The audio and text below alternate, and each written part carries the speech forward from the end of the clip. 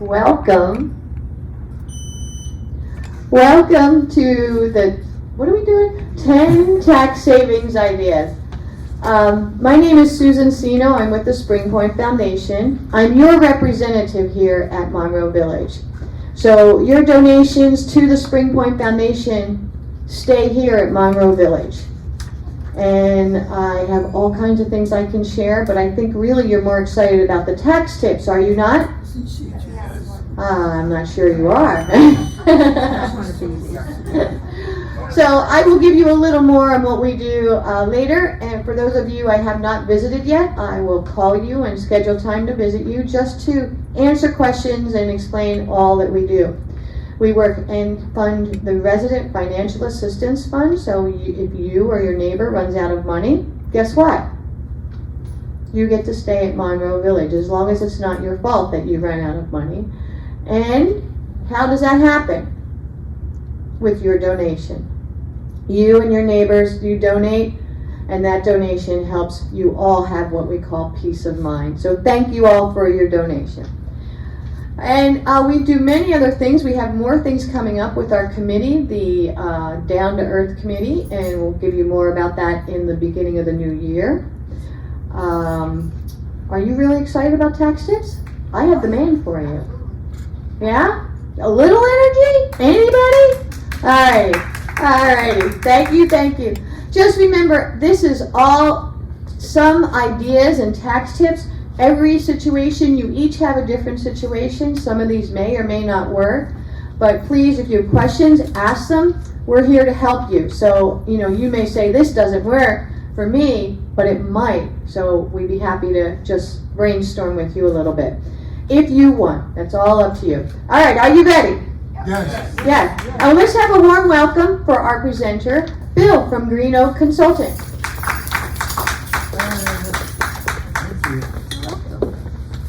Morning, everybody. Sorry I was late. I run on California time, and then I got tied up in some calls, and oh my goodness, my clock was still like at 6:30 in the morning. So apologies for my tardiness. What we want to do today is to talk about taxes, and we're going to be looking at it conceptually in terms of how on a broad way you can save, but also specific details about how that all fits together to really give you more than just one simple tax savings. And there are no mysteries, as you know, to tax savings, but I think I have a quote that sort of expresses how we feel. It's income tax time again, Americans. Time to gather up those receipts, get out those tax forms, sharpen up that pencil, and stab yourself in the aorta. Sometimes I think people feel that way, but I find joy in taxes because of its absurd logicalness, and happy to talk any questions you have about it, but always start with some basic ground rules. First of all, everyone has a different perspective about money, about taxes, about everything. We all disagree to disagree, whatever that means, but we have different perspectives. And there are no right answers. Even the IRS can't get its tax answers right. Every year, Congress Oversight Committee of Ways and Means Committee does a survey, has an outside firm survey the accuracy of the tax information the IRS provides over the phone. And they found that it's never really great. In fact, it's been as low as 43% accuracy over the past several years. And I was in Washington, we developed a program, free tax help for older persons called TaxAid. So the IRS would get us at AARP to go up on the Hill and speak in defense of how wonderful the IRS was because it worked so hard to help older Americans prepare their tax returns for free. And so we sort of offset the IRS bad news with, isn't the IRS wonderful? And I think there's something we could all agree on, certainly. As we talk, there's no pressure to take any actions whatsoever. This is informational. It's designed to give you what you need to know and be better prepared and informed when it comes time to prepare your taxes. And most importantly, it's very important to talk to your own advisors, because I don't know what your situation is. You may not know what your situation is. but talking to your advisors is important. And those of you who, I made a presentation earlier this year, you may know already my disclaimer, which is I'm a registered investment advisor, so anything I say about stocks, anything I say about investments or bonds or anything like that, do not believe it and talk to your own advisors. Similarly, insurance, I have an insurance license, but again, anything I say about insurance, don't believe it, talk to your own advisors. And finally, I went to seminary and I have a divinity degree, so anything I say about religion, don't believe it. Please talk to your own advisors, especially there, because false information leads to the damnation of your eternal soul. And I do not want to be responsible for giving you bad advice. So, any questions so far? There are what we call traditional year-end strategies, and you'll see this in finance sections, you'll see it with mailings. Basically, you harvest your portfolio gains and losses, you look at what you should do, maybe there's savings, maybe there's benefits you can use. They talk about adjusting your quarterly payments. Now remember, usually at the end of, when you file your tax return in April, let's say, then your accountant or your tax provider or your tax software gives you 4 vouchers that predict what you need to pay quarterly, April 15th, June 15th, September 15th, January 15th. And so those vouchers sort of have a set amount based on what happened last year. So we're looking at the 4th quarterly payment coming due in January. What you need to do is, if everything seems pretty much the same as last year, you probably don't need to adjust your quarterly. But let's say you had a big chunk of cash come in out of the blue, or you sold some stock and had a big gain. You may want to increase that last quarterly payment so you'll be in compliance and avoid any penalties. If you had a big loss, unexpected, you may want to adjust your payment downward to reflect what your taxes probably should be. So, again, this is standard. Look at your quarterlies. Think about also what can be moved into next year, because it really is when you deposit the check, arguably, and then this is where you talk to your own advisors, when you deposit the check after the 1st of January, it's really income in the next year. So you need to talk if that's an advisable tool or something you should consider if you have checks that come in on December 29th. Do you hold off on them or do you deposit them? See what, again, this is where talking to your advisor before year end can be helpful, because they can give you a snapshot of what you're looking at for tax purposes. And then finally, increase charitable giving. Charitable giving is a great way to get more income tax deductions on short notice. So I said we're going to take sort of a macro look at tax policy and tax strategies to help optimize your tax savings. And there's really 4 areas that we can look at. One is your adjusted gross income, your AGI. Your adjusted gross income is essentially, you add up all the income you got. The government has dozens of different ways to reduce it, or fees or costs. You adjust for your Social Security income, tax liability there, all sorts of busy things that in the bottom line, you come out with your adjusted gross income.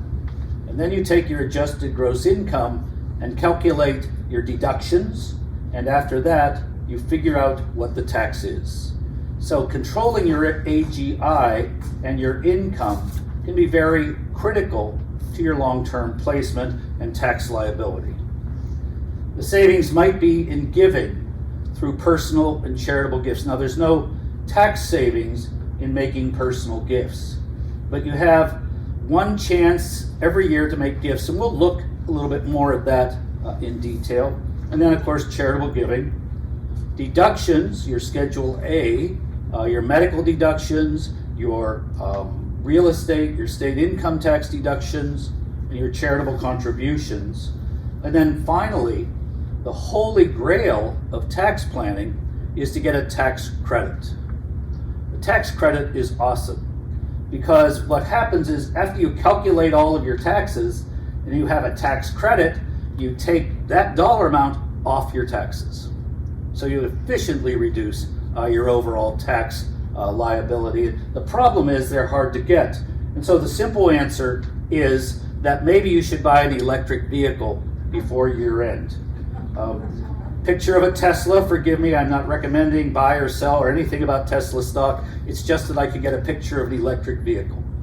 And in this situation, you should talk to your own mechanic about whether or not it's appropriate to get a new car, just as a suggestion. But there is a tax credit of $7,500 when you purchase an EV, electric vehicle. And everybody pretty much makes electric vehicles now. So again, that's maybe an absurd consideration, but it's a thought. Key definitions, it's important, 10 years in Washington, I spew all sorts of things. I mean, and you're gonna hear me say pretty soon, IRA, QCD, CGA. What does that mean? I don't know. Word salad, gobbledygook. Well, your IRA is your individual retirement account. There are basically two types of IRAs. There's the rollover or the traditional IRA, the SEP IRA. Then those are all taxable as the income comes out at the federal level. State level, a little bit different, more calculations in New Jersey. But then you also have the Roth IRA, which, as you know, all of the income coming out is tax-free. So there are really two types of IRAs, just to define it. The required minimum distribution, that hated term, that is basically tax liability that comes and bites you because you have to take it after 73. And if you're over 73 and you have an IRA, you know the pain. QCD is a qualified charitable distribution. That is, and we'll look again at a lot of this we're going to look at. I just want to prepare the fields, if you will. QCD is the ability to take and make a gift directly to charity from your IRA, reduce your taxable income because it offsets any required minimum distribution income, and you save taxes. But again, we'll talk some more about that. We talked about adjusted gross income. Standard deduction is what the government says everybody has. And so the standard deduction is a set dollar amount that you can take automatically without having to itemize. If you itemize, you may save more in taxes, or you may do a lot of work and really find the standard deductions better. And we'll look at these things as well. The charitable gift annuity, charitable remainder trust. These are tax vehicles, tax favored vehicles, that what you do is you participate, you have a charitable gift annuity, you have a charitable trust. It is where you put an asset into a benefit of charity in the long term. You receive lifetime income from that gift. When you pass on, or others, all these rules, then the money goes to charity. So there's tax deductions there as well. And then finally, dollar signs, planning now on how to save for 1231. Any questions on the dollar signs? Pretty clear. First thing to do is to evaluate your income. Strategically, you want to keep your income as low as possible, because the higher your income, the more tax you pay. And remember that we have brackets so that within a certain range, you pay, I don't know, let's say 24% is one bracket. But if you make more than above that range, then you're up at 28 or 32%. So arguably, what you want to do is to find that sweet spot where you are at the highest point in one bracket, but below having to pay higher taxes. What that means is that if you're in the 24% bracket, 24 cents of every dollar goes to the government. If you go to the 32% bracket, anything above that 24% level is now taxed at 32%. So ideally, you want to keep yourself within the bracket so you don't push up and find yourself paying higher tax levels. Strategically, how do you do it? Again, that's where you talk to your own advisors, you look at your cash flow, see if you can accelerate or slow down income patterns. Strategic positioning. The other is to look at your portfolio, because this is part of the adjustments to income. I have Saved by Selling Dogs, which is that you have a stock that looked great, and it was great for a while, and now it's terrible. What you can do is, if you sell it, you have a loss that goes against your income. And there's rules around short-term loss, long-term loss, but strategically, where you work with your own financial advisors, you can decide what's best in your situation about selling stock. If you're working, the rules have changed in terms of contributing to retirement funds. Up until 2019, once you started taking your required minimum distribution, you could not contribute anymore to a retirement fund, whether it's a 401k, 403b, or an IRA. You couldn't put any more in because it was too confusing if you're putting money in and having to take money out, and oh my goodness, too much. But in 2019, you can now, if you have wages, contribute to a pension plan.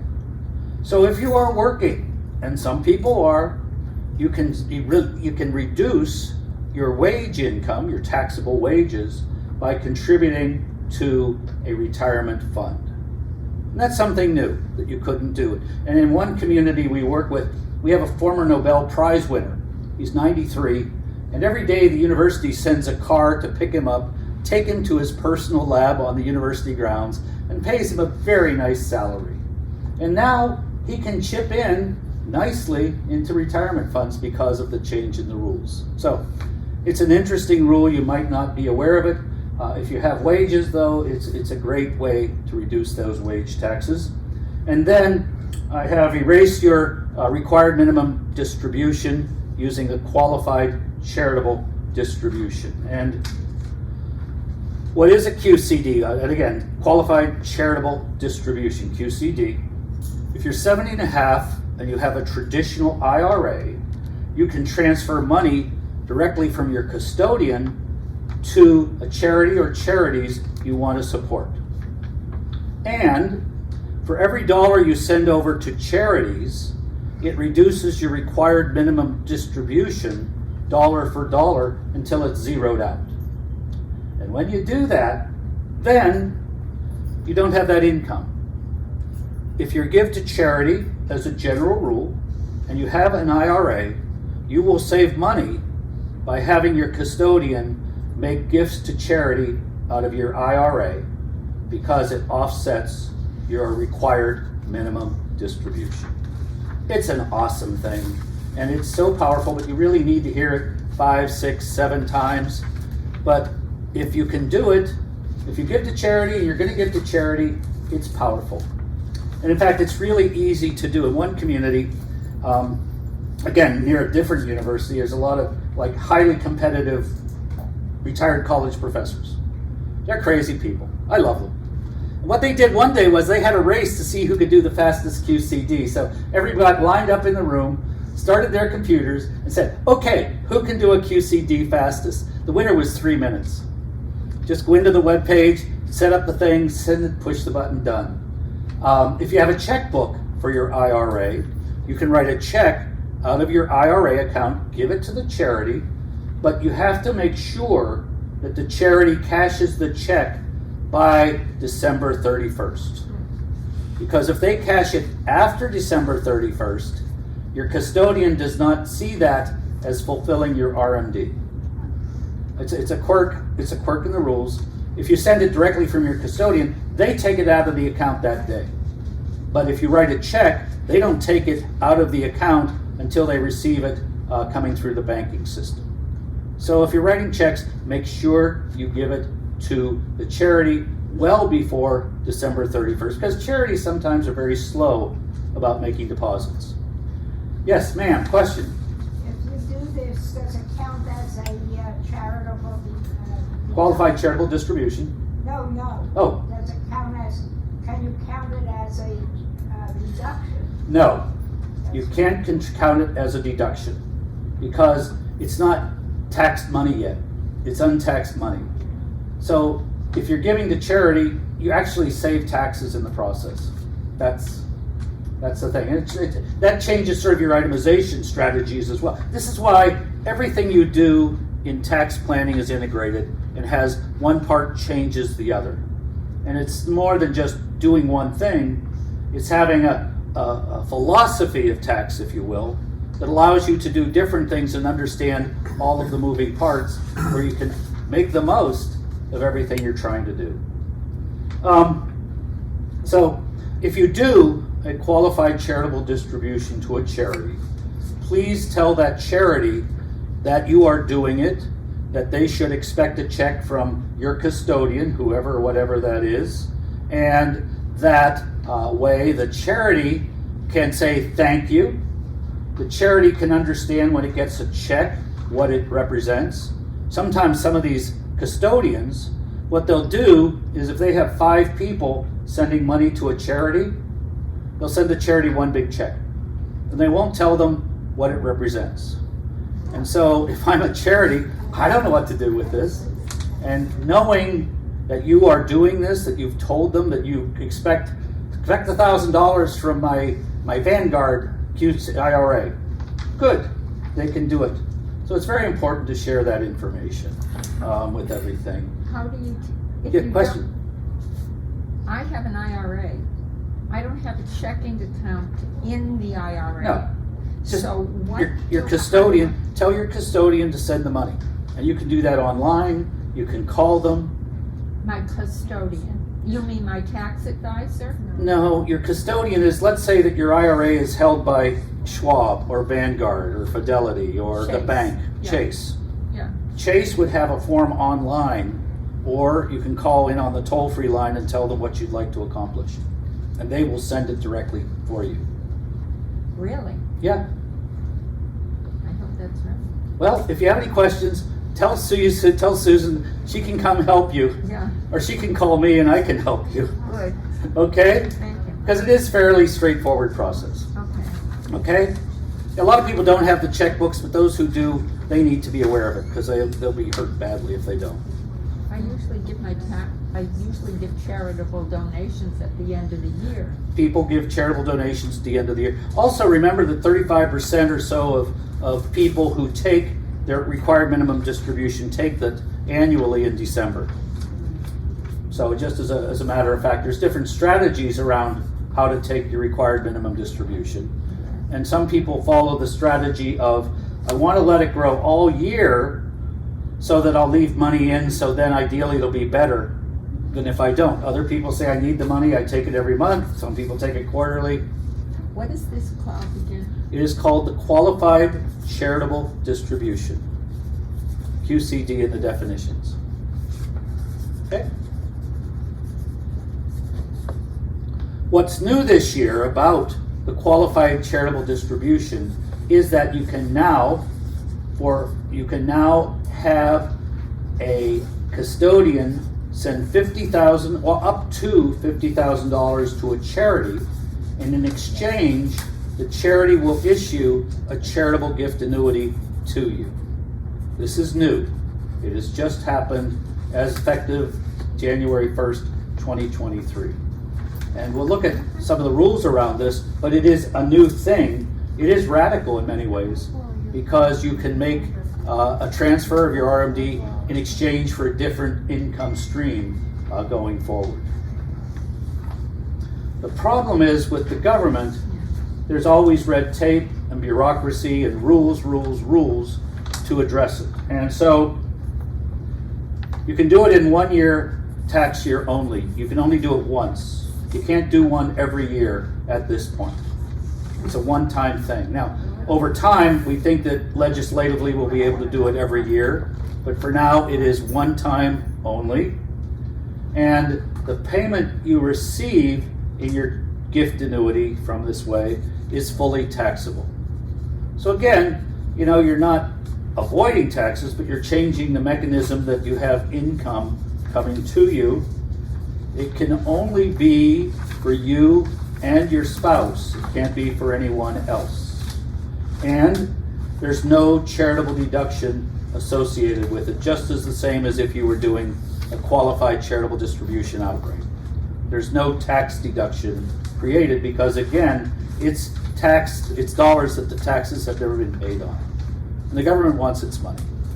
So that's the basic role about a traditional, I told you I was going to do this, a traditional IRA, QCD, CGA. Isn't that wonderful? So, Is it worth it? It sounds like a lot of busyness. The thing is that it expands your qualified charitable distribution options. It expands the way that you can take money out of your IRA. And what it does is that with a charitable gift annuity, you receive a fixed income based on your lifetime. So here, you know that you will have a very stable dollar amount coming to you every year. Remember, with your IRA, your RMD is calculated on the value of your IRA account at December 31st of the previous year. So again, I don't know how your accounts performed, but in 2021, at the end of 2021, the market was up favorably. And people would have seen probably a higher payment coming out as an RMD. The market was, and I'm speaking, talk to your own advisors about your own performance. The performance was generally bad in the marketplace. And so at the end of 2022, actually you were going to receive lower income in 2023 than you had in 2022. Because again, you're going to have market volatility adjusting or impacting what your required minimum distribution will be. Couple that with the fact that every year as you get older, because every year we get older, the tables for the percentage of taking out your RMD increase. So at the end of a year, you are looking at a higher percentage to come out the next year, and you're looking at perhaps an unknown amount at December 31st of what the amount will be based, what your payment will be based on. So it's volatile, it's changing. And so with the gift annuity, you have a stable income stream you don't have to worry about or anticipate either way.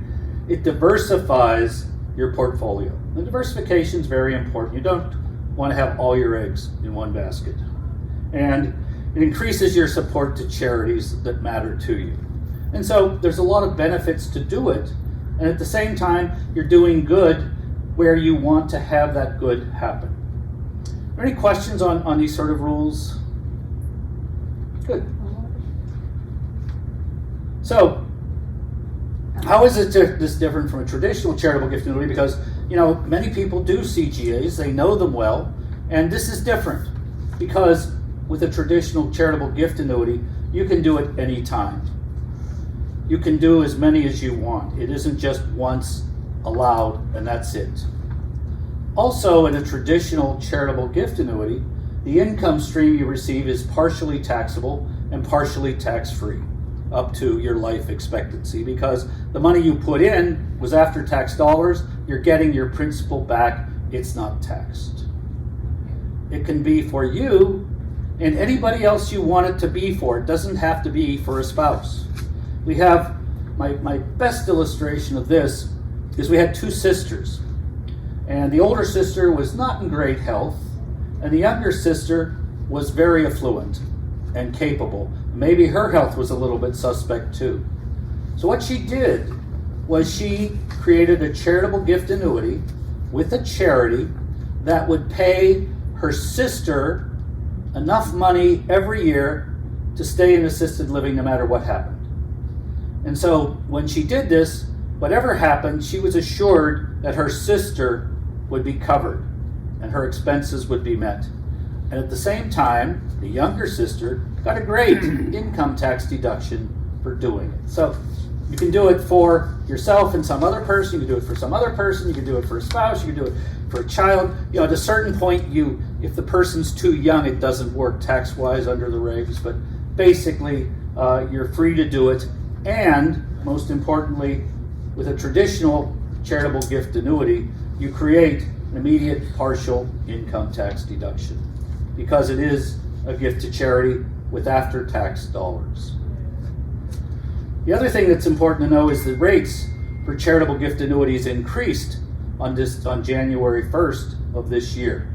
So if you're 75, your rate went up to 6.6%. And if you look at across these age groupings, the rates basically went up 0.6 of a point for pretty much set. So if you're 90 or older, you're looking at 9.7% payment for the rest of your lifetime. And it's guaranteed by the charity that issues it. And it is a lovely planning tool that allows you to avoid taxes, generate a better income stream, and make a gift to charity. So Any questions on that before we move to some other strategies for charities? Okay. Remember that you can give appreciated stock rather than cash. And if you have appreciated stock, let's say I'm going to use Tesla again because I've already said that word. If you bought Tesla stock for $1 and it's worth $100, and if you were to sell it, you'd have a $99 taxable gain on it. But if you give it to charity as the stock itself, you do not have any tax obligations. You get a deduction based on the $100 value of that stock, and you can itemize that as part of your deductions. Now, one difference is that if you give cash to a charity, it's deductible against 50% of your adjusted gross income. If you give appreciated assets, it's deductible only against 30% of your appreciated assets. But you can carry it forward, so you get the full benefit of it over time. And this is where you want to talk to your own advisors about what is a good strategy for you. But again, appreciated stock is a great way to get a good deduction using something where you've had gain in it that can be effective for both you and the charity. Sometimes we go down to the wire and people want to give to charity, but they aren't quite sure what to do. They don't want to write 10 checks to 10 charities. So what they'll do is they'll put it in the equivalent of a charitable parking lot. This is called a donor advised fund. And you can contribute to a donor advised fund, receive the full income tax deduction for the contribution, and then over the course of time, the next year, the next 3 years, whatever, you can tell your donor advised fund people, I want to send X dollars to charity A or charity B or whatever. And so you can put your big deduction up front, and then you can sort of dole out the money over time, and you have your deduction in 1 year. So some people do this. The problem with donor advised funds is that a lot of people don't make distributions. And so what happens is the money just sits there and it doesn't really go to charitable purposes. So there's a big debate in Congress and around the country and fundraising groups about donor advised funds that don't distribute. In fact, again, 37% or so of all the money going into donor advised funds is never distributed until the person who set it up passes on. They didn't say where they wanted the money to go, so it goes to the charitable foundation of the organization that's holding the money. So they get to decide what they want to give your money to. So again, if you have a donor advised fund, you want to specify what happens to that fund when you pass on. Or, is there someone who will continue to do it? Will it go to these charities? But it's called legacy planning in DAFs. It is a special universe of planning, but it's to make sure that your donor advised fund is going to go where you want it to go one way or the other. And there's a lot of donor advised funds. I could talk for an hour and a half, 2 hours on donor advised funds. I won't bore you with it, but do you know what the top 3 charities in America are?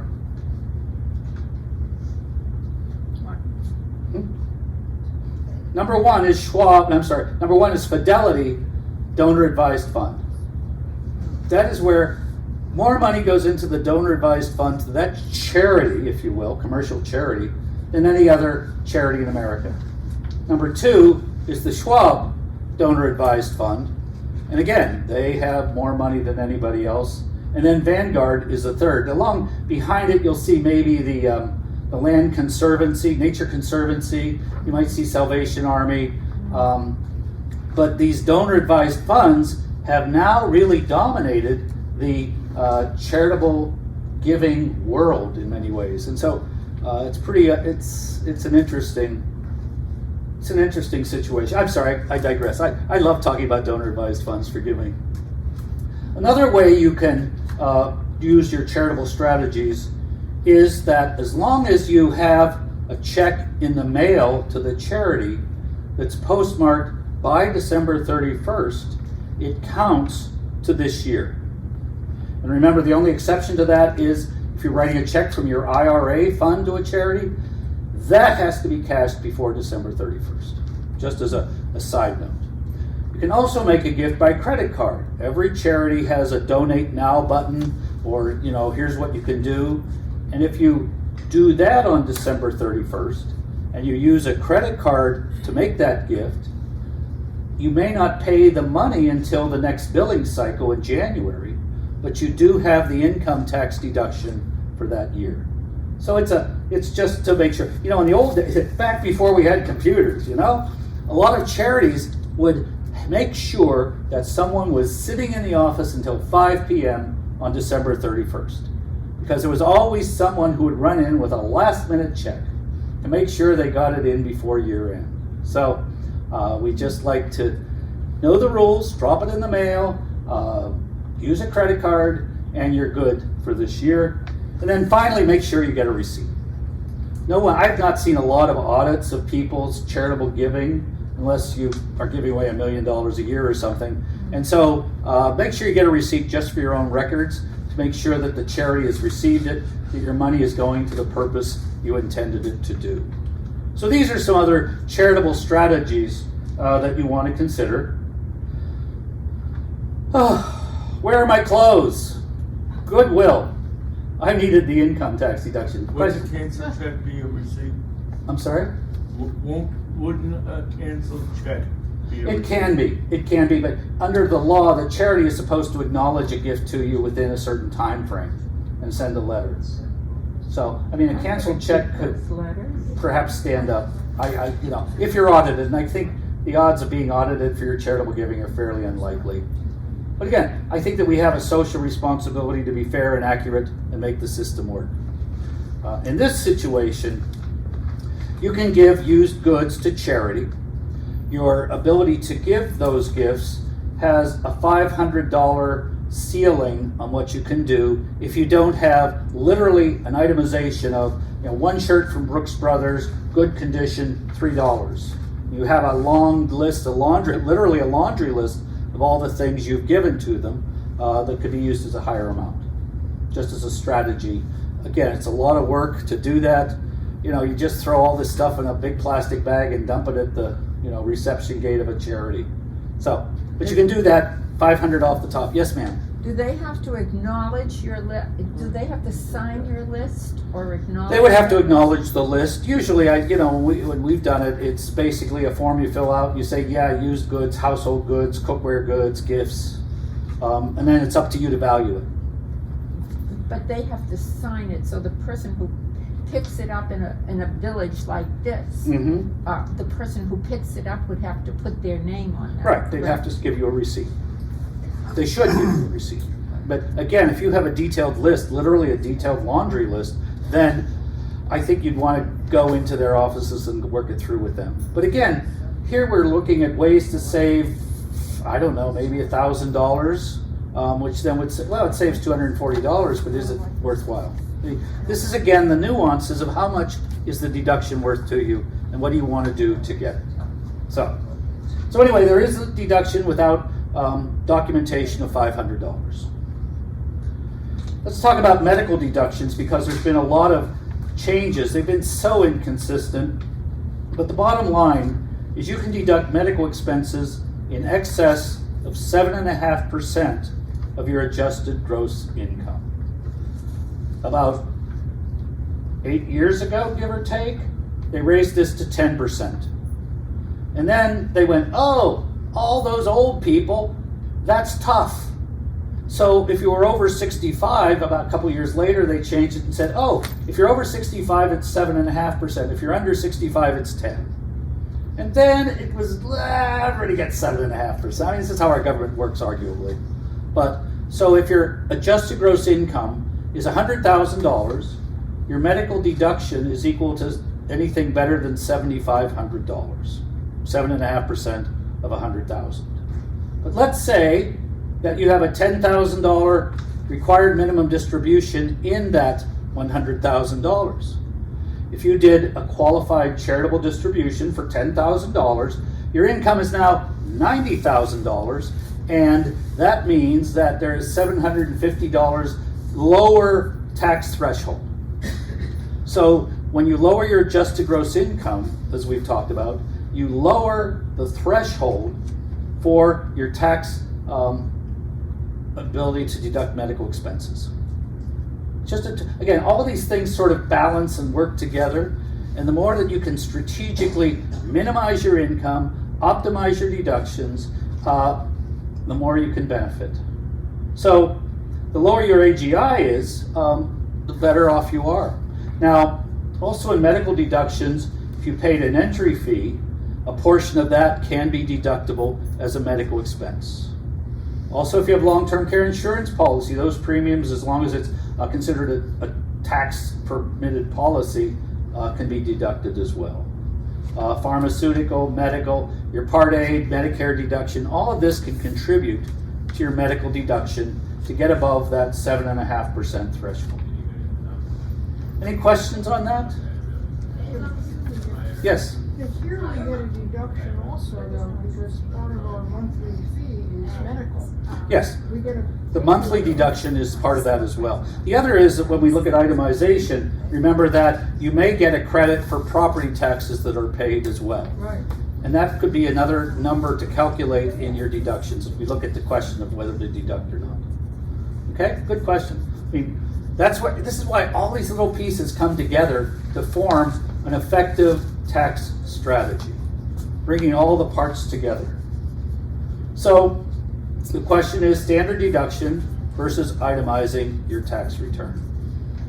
If you're over 65 and single, your standard deduction, that is the amount you can take off against your adjusted gross income, is $15,700. If you're married and over 65, both of you, it's $31,400. So this becomes sort of your goal. If I itemize and I take in medical expenses, costs, benefits, deductions for property taxes, charitable giving, will that put me above those dollar amounts, 15,700 or 31,400? And if so, then it's probably better to itemize. If not, take the standard deduction. You're getting free money from the government. And this is where you want to talk to your advisors now, because after December 31st, there's no way you can change or move anything. You're locked in. So, they have your data from last year. You have a rough picture of what it looks like this year. The question would be, am I better off with the standard or itemizing? And see what they say.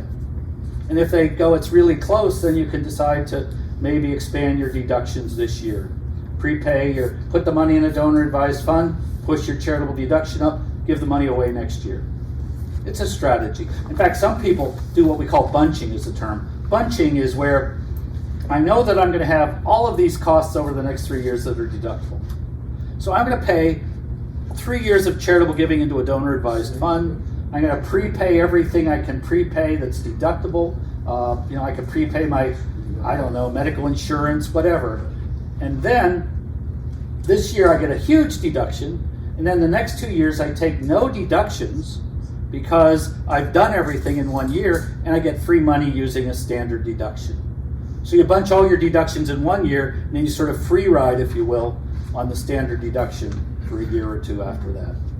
Talk to your own advisors if it makes sense. It's a strategy, bunching. It's not on the slides, but it's a strategy that can be effective, and some people like to do it. Then we have some good news that you don't have to worry about, I think. That is, the estate tax threshold this year is $12,920,000. If your estate's under that, or if you're a couple, $25,800 and $40,000, you don't have to worry about estate taxes. So that's probably a relief to many of you. The reality is, though, and we're going to look at it briefly at another slide or two, is that the tax laws for estate taxes may be changing at the end of 2025 because it may revert back. Congress, in its wisdom, said they made a rule that said if we give everybody an income tax deduction, we have to find an offsetting tax increase so that it's a neutral process. But Congress, being Congress, said, yeah, but we like to do deductions. So what they did is they make these temporary. They make them short-term. So they upped the estate tax level in 2015, starting in 2016, and said, for 10 years, this is how it'll work. And at the end of 2025, 10 years way down the road, then it'll revert back to what it was. At the time, it was about 2.5, 3 million. And so what could happen is that in 2026, when you think, I don't need to worry, at 12,900,000, it'll be over 13 million next year probably. I don't need to worry, but now, if it's 3 to 5 million, I may have a problem. So it's just something on a heads up that this could change. We can't anticipate what will happen. I think we know that without political commentary, and again, talk to your own friends and advisors about politics, we do know Congress tends to be last minute. So, check in on December 29th, 2025, and we'll be able to talk better about that. So, important thing, just long term to think about. So, personal gift considerations. I said that there's no tax deductibility in making personal gifts. But each year, you can give anyone you want to up to $17,000 without any tax implications to either you or to that person. If you go over $17,000 in direct here's money, then you have to report on your tax return that you gave what would be your lifetime reserve of estate tax giving. Remember, of course, it's 12,920,000, so it's not a big issue. You're not hurting yourself, but if it's 3 to 5, it could be an issue. But you can give anyone you want $17,000 a year, and you do it every year.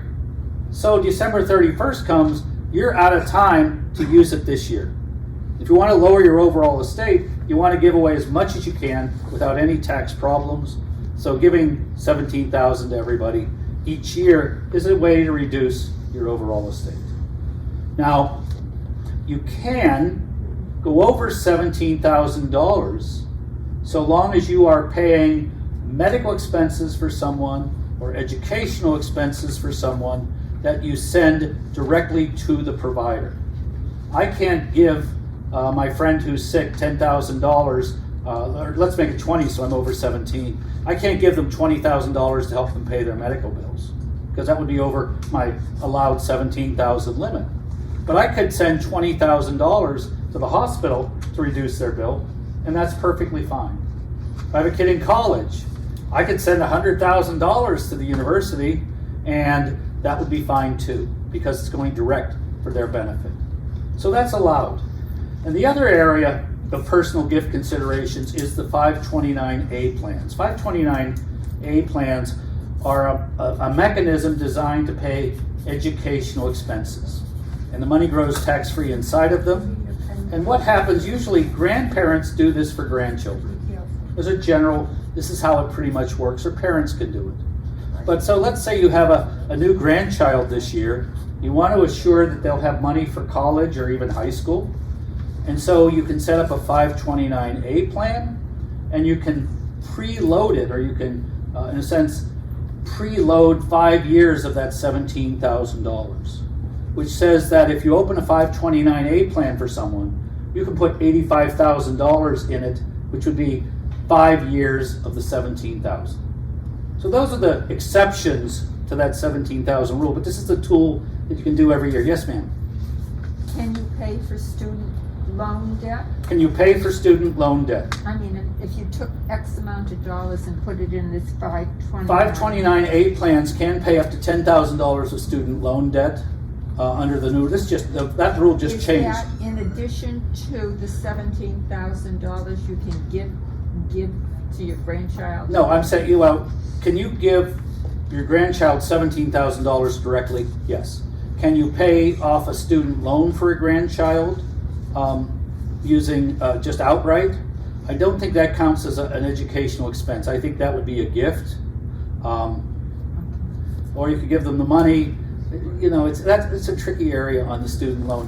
But under the 529A plan, you can make a distribution out of the 529A plan of $10,000 to pay off student debt. That just occurred this year. So you want to check the rules to be sure on that. But it's a way to use it. Because sometimes all that 529A money that you build up over 20 years for a kid isn't used. And so you can either assign the 529A benefits to another person, or depending on how long it's been in place. If it's been in place 15 years, then you can draw up to $35,000 into a Roth IRA under certain circumstances. We're into really sort of minute weed regulations there, but it's possible. So, any questions on personal giving? It isn't a deduction, but it's a once a year opportunity. December 31st comes, you can't do it anymore, and you start over in 2024. So here's half of the promised 10. 1, review your quarterly payments. 2, cull your investment portfolio. I like the word cull. You cull the herd. We did a charitable remainder trust for a couple who had 10 acres of redwood trees. And what they did was they put the redwood trees, the property, the ownership of the property into a charitable remainder unit trust.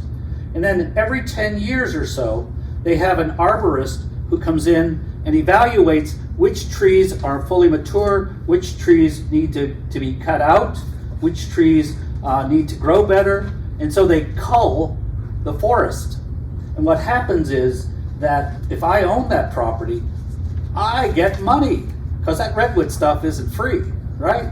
So I get all this money, and the problem is it is a zero cost basis, fully taxable capital gain. And so by putting it into a charitable remainder unit trust, they got an income tax deduction, and now they have a lifetime income stream with minimal tax exposure instead of having to pay a big chunk of taxes the year that they culled the trees. That's why I like the word culled. So, again, I get excited about things. So cull your portfolio. See what makes sense in it. And then one thing I haven't touched on, but I like to emphasize it, is to identify any reported gains or dividends in your mutual funds. Because if you have mutual funds, you remember that you get a statement from, you get a 1099 at the end of the year, you're like, whoa, where did all these capital gains come from? Or, uh-oh, dividends too? So know what's happening if you have mutual funds. It's online, you can look up your account, you can talk to your advisor, you can talk to the mutual fund company about what can you expect in terms of dividends and capital gains this year. So you want to make sure that's part of your strategy if you have that, to include, you think your AGI is perfect, then you get blown up by this unexpected dollar amount. So watch out for it. We talked about reducing your IRA income using a QCD. You can make a charitable gift or do a charitable gift annuity for deductions. And then the last 5, check all your medical expenses, compare your deductions to the standard, give anyone $17,000, consider a gift to a 529A, and as always, buy a Tesla or other EV. Thought, maybe 10 isn't real doable, but wouldn't it be fun to park your Lamborghini electric vehicle in front of your unit? Just saying. Absolutely. So what now? What else can you do is to plan long term, because again, I mentioned the changes that are coming in estate tax potentially, that are coming in income tax potentially at the end of 2025. So think a little bit further down the road. Remember, estate tax strategies may be changing. We're already seeing some people sort of adjusting for this possibility of happening because it could be pretty severe. And in the end, remember, tax planning's tough, but it really does pay off. And I think that you feel better. My rule of thumb is you don't pay the government a lot of money at the end. You don't get a lot of money back from the government, but it's a fair trade. If you're $1 over or $1 under, okay, but 10,000 over or under, not good. So again, it's hard work, but it really does pay off. And so, any questions I can answer? Susan's and my information is here. We're happy to talk, to answer questions, to discuss anything that you might be curious about, want to know more. But again, any questions I can answer.